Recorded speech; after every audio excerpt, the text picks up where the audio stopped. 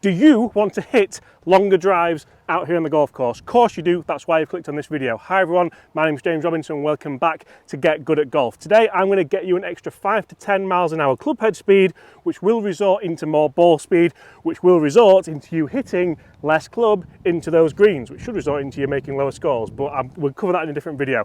Guys, how do you use your feet with the driver swing? Because so many coaches out there, so many golfers think, right, well, I know I need to be 50-50 and then I know that I need to load up to the right hand side, and then from here I know I need to get to the left hand side, and then I have to keep my balance. I have to make sure my feet stay planted at all times, because otherwise all hell's going to break loose. I'm going to hit the ball left, I'm going to hit it right, and I'm going to lose loads of golf balls. Now, a lot of the best players in the world don't keep the balance, they actually move through the ball. So Scotty Scheffler, Justin Thomas, so many golfers who aren't necessarily the biggest of people still hit it. I don't know why I looked at my arm there, because I'm not the biggest of people, but they still hit it a very, very long way. So if I hit you a drive where I try and keep my balance and go through all the stuff that you would have in maybe a beginner golf lesson, because you definitely want to make sure people are in balance, I can hit an okay shot up the right hand side of that fairway, no problem.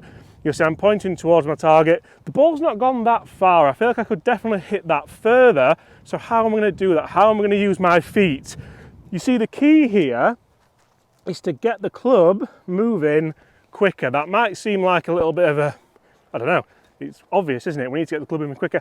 How do I do that? So you'll see a lot of the world's best players and a lot of players who just want to hit longer drives get to the top of the backswing, and as you move down, the key is rotation. Can I keep rotating my hips, rotating my body? We all know that rotational speed is a lot faster than lineal speed. So lineal speed moves side to side, which is where golfers do this. Rotational speed is what generally gets you the club head speed, that gets you the ball speed. We don't need to go through that again, do we? So how can I rotate faster?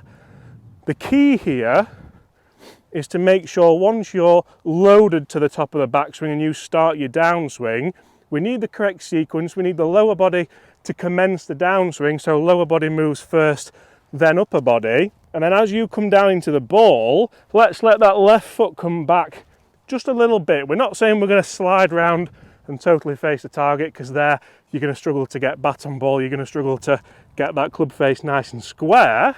But check out how much further this goes just by using those feet a little bit differently. So rather than starting 50-50 as well, I'm actually going to start with my weight a little bit more on my left side. So if I start with my weight more on my left side, as I take the club away, guess where that weight wants to go? It moves to the trail side, or the right side for a right-handed golfer.